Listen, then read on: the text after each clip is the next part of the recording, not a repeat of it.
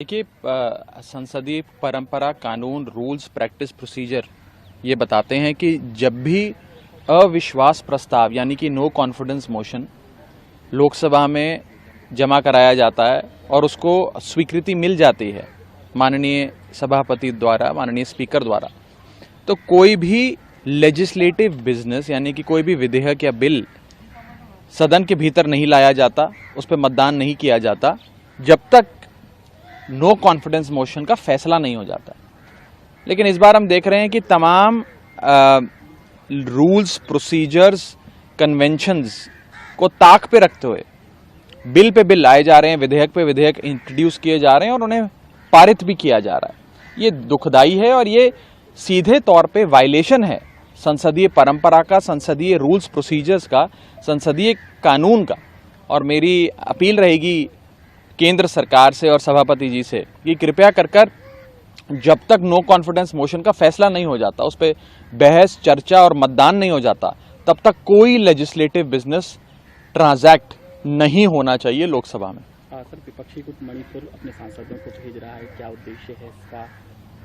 देखिए, India block के साथी राजनीतिक दल अपने प्रतिनिधियों का एक समूह बनाकर पूरा इंडिया ब्लॉक का एक डेलीगेशन मणिपुर जाएगा और उद्देश्य बस इतना ही है कि मणिपुर में जाकर वहाँ की वस्तुस्थिति क्या है उसे देखें, समझें, मणिपुर के लोगों के साथ कंधे से कंधा मिलाकर खड़े हों, उनके आंसू पोंछने का प्रयास करें, उन्हें सांत्वना दें और वापस आकर संसद के भीतर सरकार को इन सारी चीज़ों से अवगत कराएं कि वास्तव में मणिपुर में हो क्या रहा है, मणिपुर क्यों जल रहा है, क्या वहाँ पे स्थिति है। जो खबरें आ रही हैं वो तो ये बताती हैं, और यहाँ तक कि मणिपुर के अपने बीजेपी द्वारा अपॉइंटेड गवर्नर, वहाँ के बीजेपी के एमएलएज, वहाँ पे जो भारतीय जनता पार्टी के अपने पदाधिकारी हैं, वो ही चीख चीख कर कह रहे हैं कि मणिपुर जल रहा है, हजारों लोग बेघर हो गए, न जाने कितने लोगों की जानें चली गई, crimes against women, crimes against humanity चरम पर हैं। तो ये सारी चीज़ें बहुत मन को विचलित करती हैं, इसीलिए एक डेलीगेशन, एक वफद इंडिया ब्लॉक की ओर से मणिपुर भेजा जा रहा है। सर, मणिपुर वीडियो की जांच सीबीआई अपने हाथ में लेगी, किस तरीके से देख रहे हैं? देखिए, जैसे अंग्रेजी में कहते हैं ना, टू लिटिल टू लेट।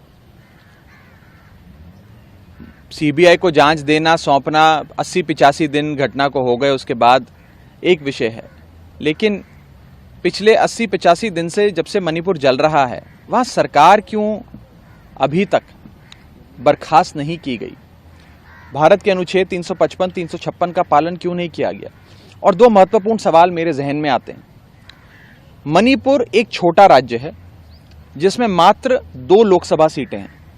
अगर मणिपुर 2 लोकसभा सीटों वाला राज्य नहीं होता, लेकिन उत्तर प्रदेश जैसा 80 लोकसभा सीटों वाला बड़ा राज्य होता, या बिहार जैसा 40 सीटों वाला बड़ा राज्य होता, तो क्या अभी तक मणिपुर की सुध लेने के लिए केंद्र सरकार का कोई मंत्री या प्रधानमंत्री जी खुद नहीं गए होते?